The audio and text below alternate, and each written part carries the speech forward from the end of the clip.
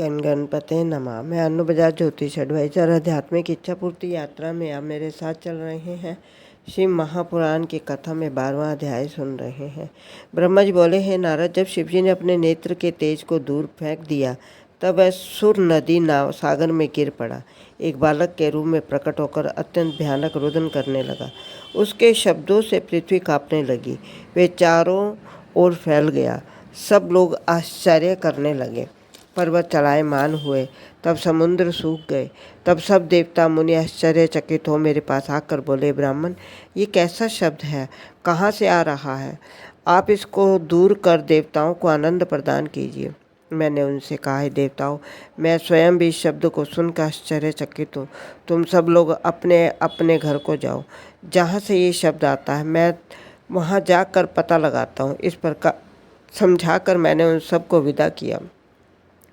स्वयं उस शब्द को ढूंढते हुए समुद्र तट पर आया।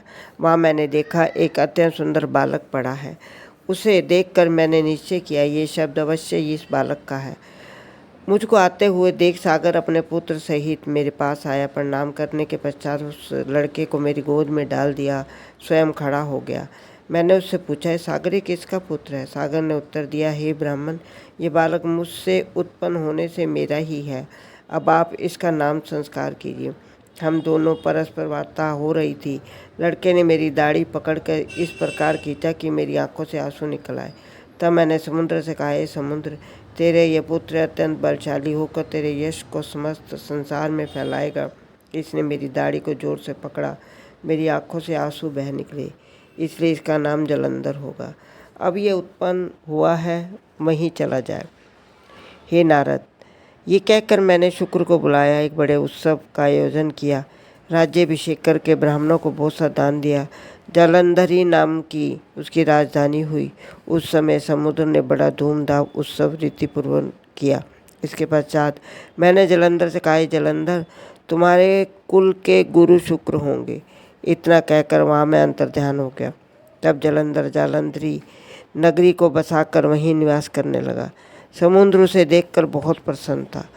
अस्तु उसने दैत्यों के राजा कालनेमी को बुलाकर अपने पुत्र की शक्ति का वर्णन किया। कालनेमी उसे सुनकर कुल सहित अत्यंत प्रसन्न हुआ और अपनी पुत्री का विवाह जलंधर के साथ करने की इच्छा प्रकट की। शुक्र की सम्मति से दोनों का विवाह बड़ी धूमधाम से हुआ। जलंधर वैसे तो स्वयं बहुत बलवान था। उस शुक्र की सहायता मिलने से उसने सब लोगों को जीत लिया। उसने पुत्रवत प्रजा का भलीभांति पालन किया। जो दैत्य पाताल लोक में भाग गए थे वे सब भी जलंधर के पास आकर निर्भय हो गए। उसके समीप पहुँचे। जलंधर ऐसा राजा हुआ, उसके राज्य में कभी कोई पाप नहीं होता था। तीनों लोकों में कभी किसी की आज्ञा का उल्लंघन नहीं हुआ। उसने सब लोगों से अपने अपने वर्ण के अनुसार धर्म कर्म कराया, जिससे कोई कुमार्ग पर अग्रसर न हो। इस प्रकार इसका प्रताप एवं तेज तीनों भुवनों में फैल गया। शिव महापुराण की कथा आगे सुनने के लिए आप मेरा अगला वीडियो देखिए। ओम नमो शिवाय।